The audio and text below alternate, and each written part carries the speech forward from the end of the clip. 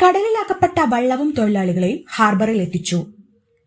Azhikode fish landing സെന്ററിൽ നിന്നും ഇന്നലെ പുലർച്ചെ മത്സ്യബന്ധനത്തിന് പോയ വരാഹം എന്ന ഇൻബോർഡ് വെള്ളത്തിന്റെ എഞ്ചിൻ നിലച്ച് കടലിൽ കുടുങ്ങിയ മത്സ്യത്തൊഴിലാളികളെ ഫിഷറീസ് വകുപ്പിന്റെ ബോട്ട് രക്ഷാപ്രവർത്തനം നടത്തി കരയിലെത്തിച്ചു.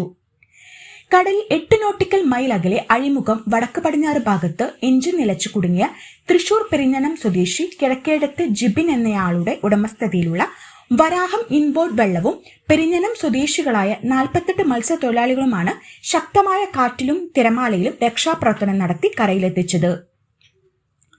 ഇന്നലെ രാവിലെ 7:30 മണിയോടുകൂടിയാണ് വള്ളവും തൊഴിലാളികളും കടലിൽ കുടുങ്ങിക്കിടക്കുന്നതായി അഴീക്കോട് ഫിഷറീസ് സ്റ്റേഷനിൽ സന്ദേശം ലഭിച്ചത്.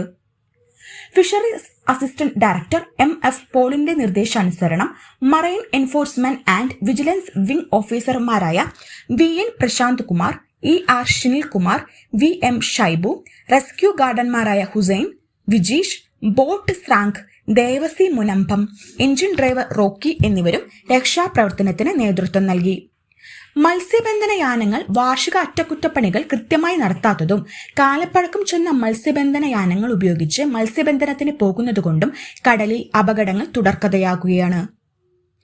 ജില്ലയിൽ രക്ഷാപ്രവർത്തനത്തിന് ഫിഷറീസ് വകുപ്പിന്റെ 2 ബോട്ടുകൾ ചേറ്റുവയിലും അഴീക്കോടും 24 മണിക്കൂറും പ്രവർത്തിക്കുന്ന മറൈൻ എൻഫോഴ്സ്മെന്റ് യൂണിറ്റ് ഉൾപ്പെടെ ഫിഷറീസ് സ്റ്റേഷനും സജ്ജമാണെന്നും ജില്ലാ fisheries deputy director KV Sugathakumari അറിയിച്ചു.